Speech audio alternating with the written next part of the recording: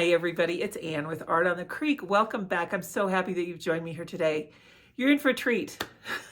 This one went off the rails. That's all I'm going to say. It's just driving a bus to Crazy Town. So let's hop on board and see what happened to our cedar waxwing.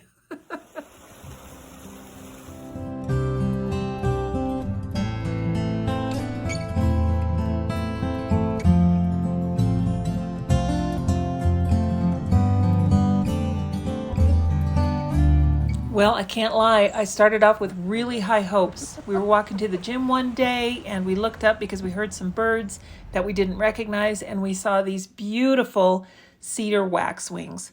I've never seen them in Colorado before. I was super excited. But because my camera can't get that close up, I wanted to share a couple photos from Pixabay for you. These will be linked in the description along with the still photo that I took so that you can really get a handle on their coloration. And this second photo here is the one that I'd like to use for our reference today. So I got everything set up. I'm still using my Arches 100% cotton cold press travel journal. I love it. It's 300 GSM, 140 pound paper. It's perfect. And I thought I would draw with a watercolor pencil. This kind of became the Murphy's Law of birds. So I'm just going to give you a spoiler alert. It's not my favorite piece that I've ever done. But I really did enjoy it, and I just had to pull out all the guns to fix this one. But anyway, the first thing I did was sharpen my pencil there, and then the lead was broken inside, so that was frustrating. I'm using a blue watercolor pencil because I wanted it to merge back in with the sky. And I'm starting out drawing with his eye and his beak, and you see I have to awkwardly hold the lead there to get it to work. I should have just bailed from here and gone to a regular pencil, but you know what? It's okay. We're just going to keep going. So I'm putting on, drawing his crest rather, and trying to get the shape of him. Here's the thing.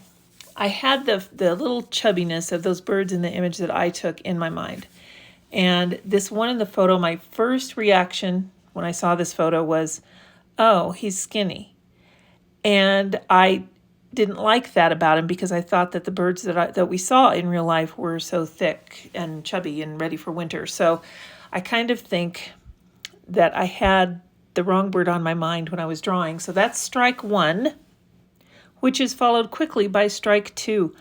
I don't know what was going on, guys. I could not get this wash to go the way I wanted it to go. I really wanted to pick up that crystal clear blue sky that was behind them because it's such a great contrast to the yellows and the bird. But I couldn't get this wash to cooperate with me. So that's strike two. You can see above the branch it's darker than it is below the branch. So that really didn't turn out the way I wanted it to at all. And then I had a hard line here I was trying to get rid of. So this is just fraught with challenges, but we are going to continue. I was using a number 14 round Princeton Neptune on the background, and I think I just didn't coax the pigment around enough. But you know what? All is well. We're just going to continue. Now I've switched to a number 8, and we're going in on his body with a lemon yellow for that base wash. And then I'm going to do some wet into wet technique, which is where you just put wet pigment into another wet area on your paper, just like we did in the background. I'm going in with some Naples yellow over that lemon yellow, and I have found that that creates a nice subtlety in a peach, kind of a rosy yellow. And it's just so subtle, but your eye can pick it up, and I really do like that. So I'm just kind of trying to get the shading and the highlights, shadows correct on these feathers. And I did get off to a great start. I really like how it was working out. Now I'm going in with this transparent red iron oxide, which I've been using a lot on these birds, and I really like it. I think it's a really good, I was going to say flavor. It's a really good pigment for drawing things in nature, for painting things in nature, rather. And now I've got that buff titanium, which is another one that I really like. So far, so good. This is coming along great. Everything is going the way I expected it here. My buff titanium, I realized that one and Potter's Pink, they both kind of really need to be primed before I use them. So I just wanted to get that transition area with the buff titanium in. And here's where I'm not sure if I did the right thing. I went ahead and put a buff titanium in on the base, or rather under the branch, the part where his tail is and everything. So I'm going to skip ahead a little bit because you know what? We need another problem. Looking back, I don't think I would have gone in with the buff titanium down below. I was trying to go for a nice soft gray and I wanted to blend on the paper, but I just couldn't get it to work, and I ended up overworking it in areas, but I was able to save it with some pastels at the end, kind of, you know. So, okay, here we go. Mixing in some lemon yellow and red iron oxide over that buff titanium, and now I've got a beautiful black mix. Beautiful because I really love the way that these pigments work. It is red iron oxide, the transparent red iron oxide mixed with indigo, and I'm just going to put in the black on his wing feathers there. And then I went away to have lunch, and I looked up to see how the film was going, and I realized that I lost a bunch of footage. So I don't know if it's a full moon or what, but this was just, oy vey, what a struggle. So I'm purposely extending those, the yellow and the Naples yellow and the red iron oxide beyond into the blue there, just to kind of get that to blend a little bit. And I've splayed out the bristles on my brush, doing that kind of a hair feather technique there, just to get the brown feathers going down and blending with the yellow. And I've lost count already. I don't know how many mistakes we're on now, so I'm going to call this 4. Is that where we are? I tried to get the shadow underneath the branch. I love the way that the light was hitting his tail. The curve isn't right. I think what happened yesterday, the day before I filmed this, I was doing some really intense computer work, literally all day. And when I went to bed, my eyes stung, and they stung again when I woke up this morning. So I think that I should have listened to my body, and I should have rested my eyes today. However, I wanted to paint.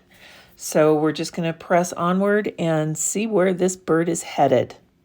It was about this point that I realized, okay, I really need to get that white line out of there. So here I'm doing the branch, and I really like the way this one came out. I went in first with a wash of burnt umber, and then I added a little bit of olive green, and then came back and added a line on the bottom of indigo to kind of create that natural shadow. And then I'll go in with a grainer brush to do some cool technique. Let's skip ahead to that.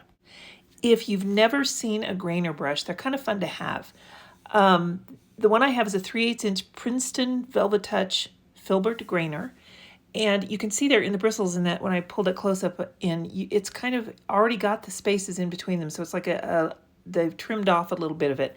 Great for making grasses, palm fronds, hair. And here I'm using it to make the little branch texture. I'm going in there with some indigo and just creating the ridges on this branch. So I think it gives it kind of a nice effect. And I use that grainer on the top and the bottom of the branch there to just kind of get some random hash marks in for the bark lines. And now I have a Trakell number 3.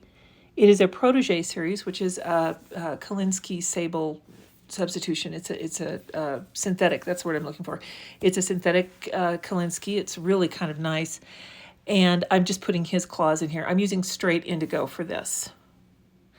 And in taking this back up to double speed, I'm trying to get rid of that white space between the bird and the branch on the upper half by running some of those hash lines in an upward manner and just kind of getting rid of the white space along the edges.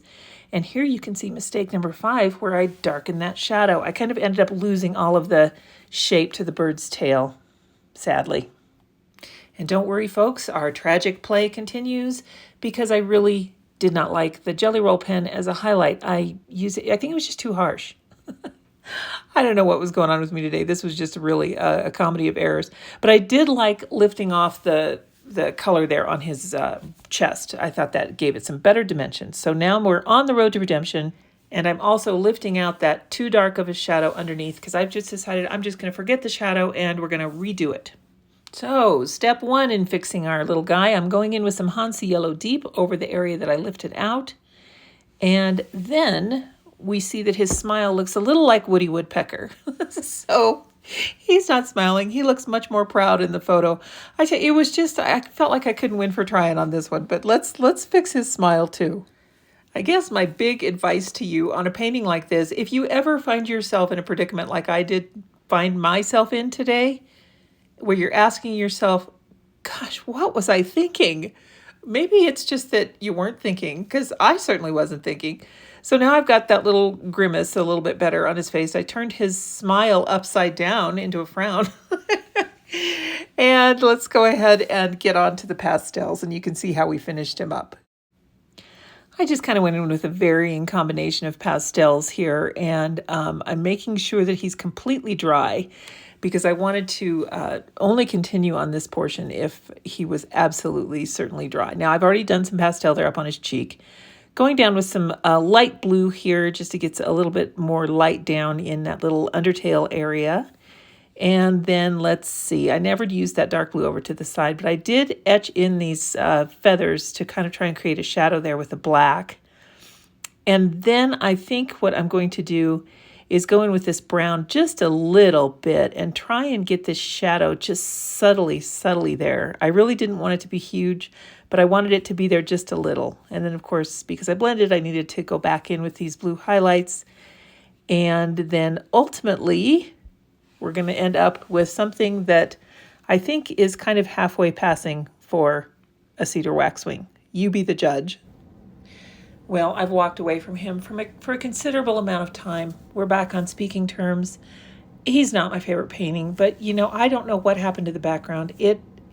It's not at all the way that it's ever come out for me like that before. So this one was a frustration from the get-go. But you can see I changed that shadow at the bottom, kind of eliminated it altogether. It's in there subtly. I don't know. I'm sorry, little cedar waxwing. I thought we could have big dreams together, but sadly, this is where we're at. Thank you guys for watching. Hope you're having a great day. We'll see you next time on Art on the Creek.